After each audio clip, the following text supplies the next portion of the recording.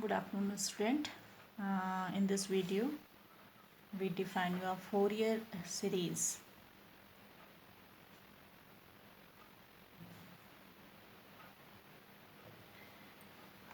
Now, any function which satisfy the Dirichlet condition is represented as a Fourier series. Dirichlet conditions means the function is periodic. Periodic का मतलब fx plus t. Suppose this function has the period t, then fx plus t is equal to fx. Means the value of the function is repeated itself. ठीक है, or this is equal to fx plus 2t, fx plus 3t, like that. That function is periodic.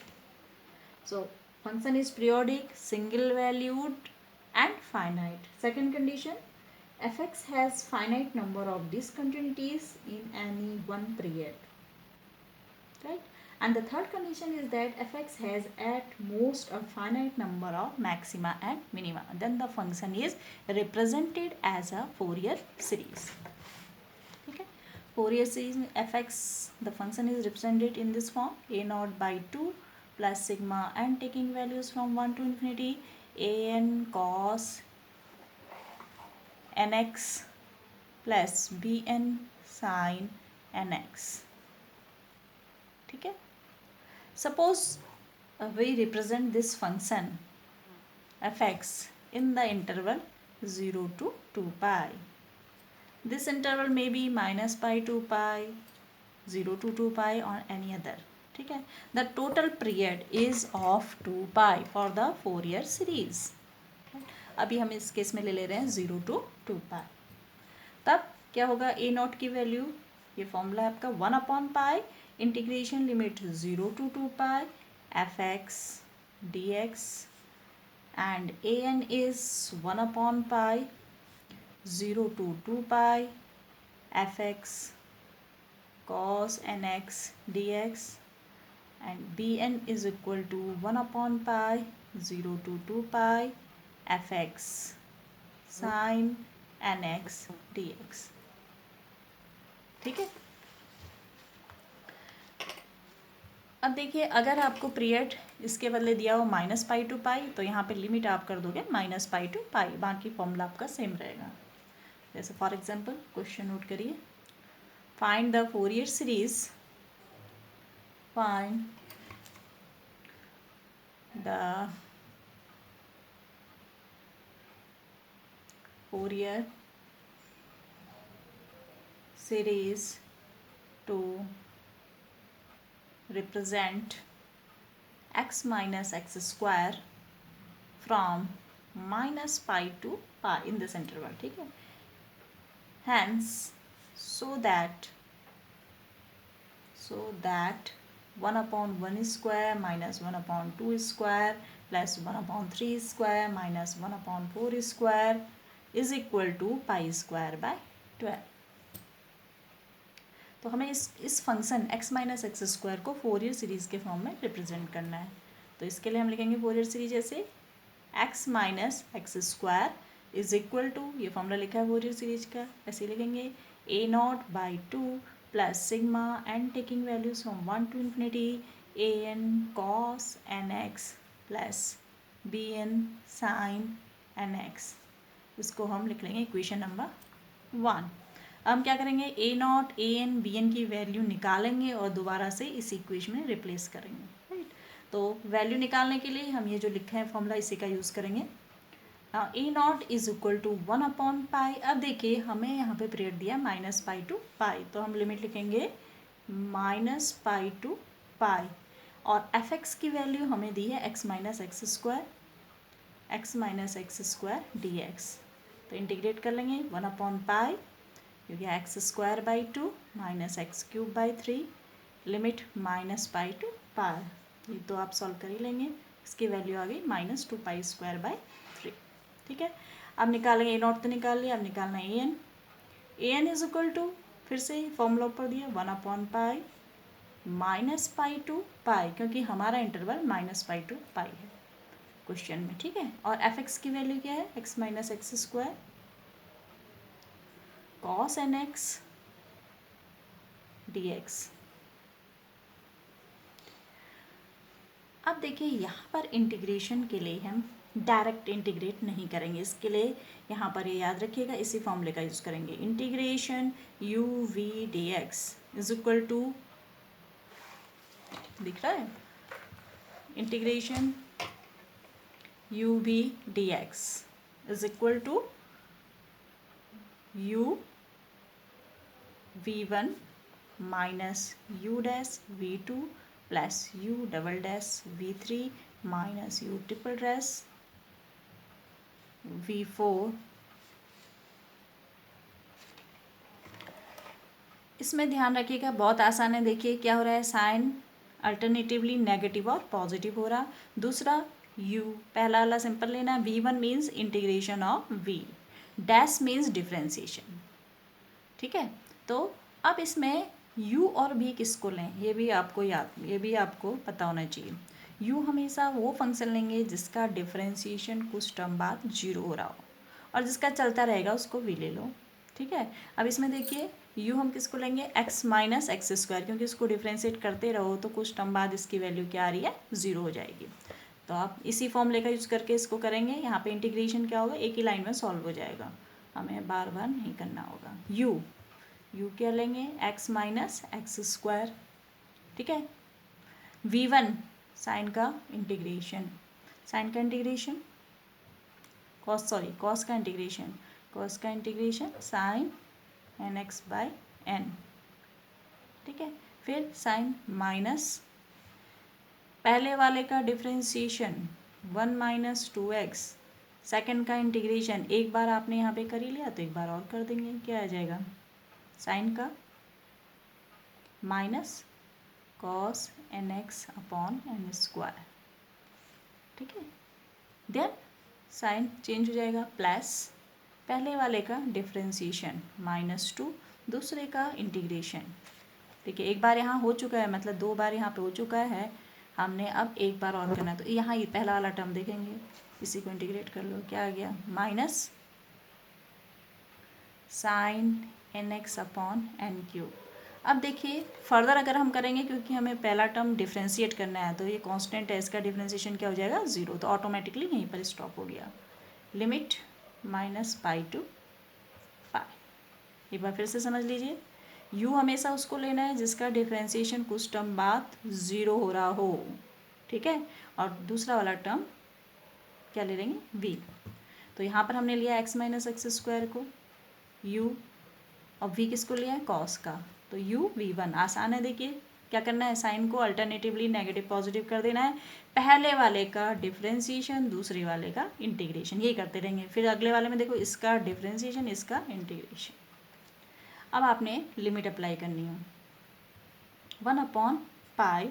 अब एक चीज़ का ध्यान रखिएगा यहाँ पर, ठीक है, साइन एन पाई की वैल्यू हमेशा 0 होती है, यहाँ पे मैं लिख देती हूँ। ठीक है,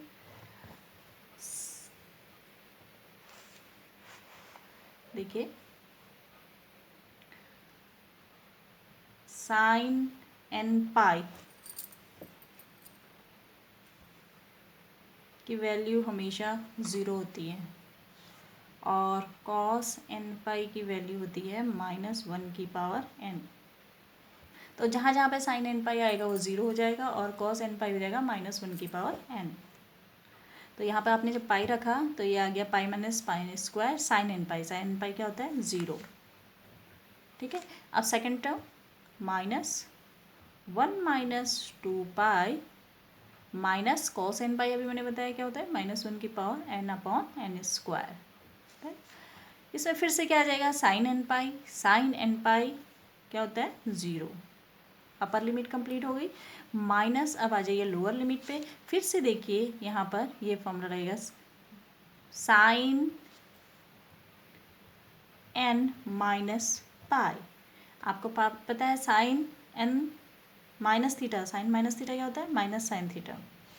ठीक है, साइन माइनस थीटा होता है माइनस साइन थीटा, तो ये साइन एन माइनस पाई ये हो जाएगा sine n pi minus sine n pi, और साइन एन पाई की वैल्यू क्या होती है, 0। ठीक है, तो फिर से क्या हो गया 0। और कॉस माइनस थीटा क्या होता है, cos theta,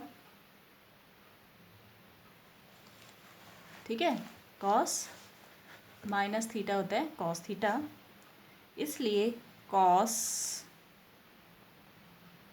n minus pi की वैल्यू हो जाएगी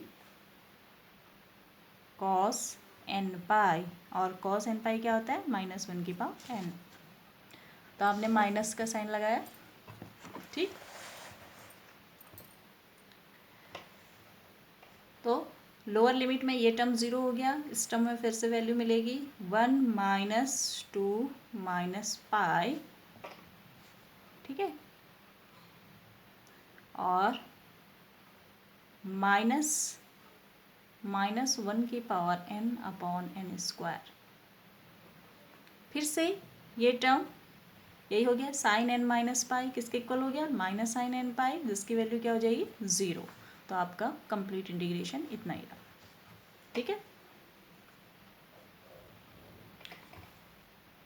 1 अपॉन पाई, अब ओपन करिए ब्रैकेट,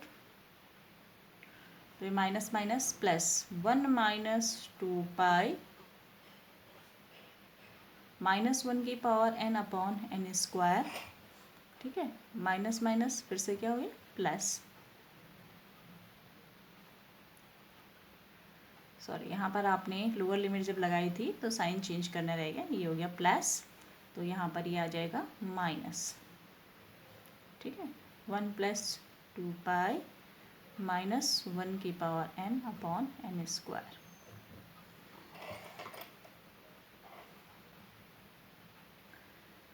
अब आप इसको सॉल्व करेंगे तो क्या आया 1 अपॉन पाई, ब्रैकेट ओपन करिए, तो आया -4 पाई -1 की power n upon n square, और -4 -1 की power n upon n square, ठीक है। अब हमें a n भी निकल गया, अब हमें किसकी वैल्यू निकालनी है, b n की वैल्यू निकालनी है। B n is equal to, फिर से बी एन निकालने के लिए देखिए यही फॉर्मूले का यूज़ करेंगे, यहाँ पे लिखा हुआ है b n is equal to 1 upon pi, चूँकि आपका इंटरवल -पाई टू पाई है क्वेश्चन में, तो -pi to pi, f x आपको x - x स्क्वायर दिया है, sine n x d x, ठीक है। देखिए फिर से हम बी एन की वैल्यू यहाँ पर लगेंगे, b n is equal to 1 upon pi -pi to pi x - x square sine n x d x. फिर से इसको सॉल्व करने के लिए इसी फॉर्मूले का यूज़ करेंगे, ठीक है। तो फिर से आपको पता है u किसको लेना है x - x स्क्वायर, जिसका डिफ्रेंशिएशन कुछ टर्म बाद क्या हो रहा हो 0, राइट। तो फिर से देखिए इसी फॉर्मूले का यूज़ करेंगे, 1 अपॉन पाई, फर्स्ट फंक्शन u पहले ऐसे ही लेते हैं, तो क्या लेंगे x - x स्क्वायर, इसका इंटीग्रेशन, साइन का integration minus cos n x upon n, ठीक है। देन साइन क्या आ गया नेगेटिव साइन, माइनस, अब यहीं से देख कर कर लोगे पहले का डिफ्रेंशिएशन दूसरे का इंटीग्रेशन, 1 - 2x, इसका integration minus sine n x upon n square, ठीक है। अब फिर से आपने अभी माइनस साइन लिया था, तो अब क्या ले लोगे प्लस ले लोगे। अब पहले का डिफ्रेंशिएशन फिर से, तो क्या आ जाएगा -2, इसका इंटीग्रेशन अगेन साइन का इंटीग्रेशन माइनस कॉस, तो हो जाएगा cos n x upon n cube. अब देखिए अगर फर्दर फिर से इंटीग्रेशन करते हो तो -2 का डिफ्रेंशिएशन 0 हो जाएगा, तो यहीं पे स्टॉप हो जाएगा, राइट। तो अब इसमें लिमिट लगा दीजिए -पाई टू पाई, ठीक है। अब आप लिमिट लगाइए फिर से, वैसे ही अभी आपको बताया था जब आप लिमिट लगाएंगे तो क्या होगा, cos n pi, cos n pi की वैल्यू क्या बताइए, कॉस एन पाई इज -1 की power n and sine n pi is 0, ठीक है। तो रिप्लेस करिए, अब आप खुद सॉल्व करिए क्या आ रहा है, अपर और लोअर लिमिट लगा करके। तो इसमें देखिए b n is equal to, पहला टर्म आपका रहेगा क्या रहेगा, cos n pi. Cos n pi की वैल्यू क्या होती है, -1 की पावर एन, और साइन एन पाई क्या होता है, 0 होता है। ठीक है,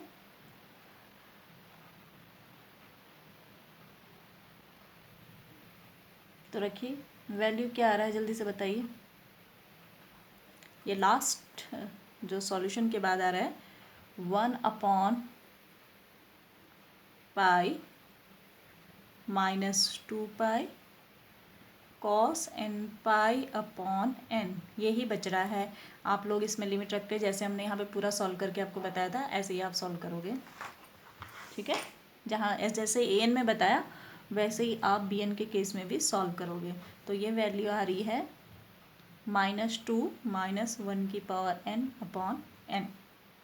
अब a naught a n b n की जो वैल्यू आई थी वो आपकी जो इक्वेशन नंबर 1 थी उसमें रिप्लेस कर दीजिए। ठीक है, now replacing the value of a naught a n and b n in equation 1 क्या थी, इसमें रिप्लेस कर दीजिए। x minus x square is equal to a naught by 2 plus sigma n taking values from 1 to infinity a n cos n x plus b n sine n x. इस पे रखिए तो आपका आंसर आ जाएगा। तो क्या आएगा, x minus x square is equal to a naught की वैल्यू कितनी आई थी,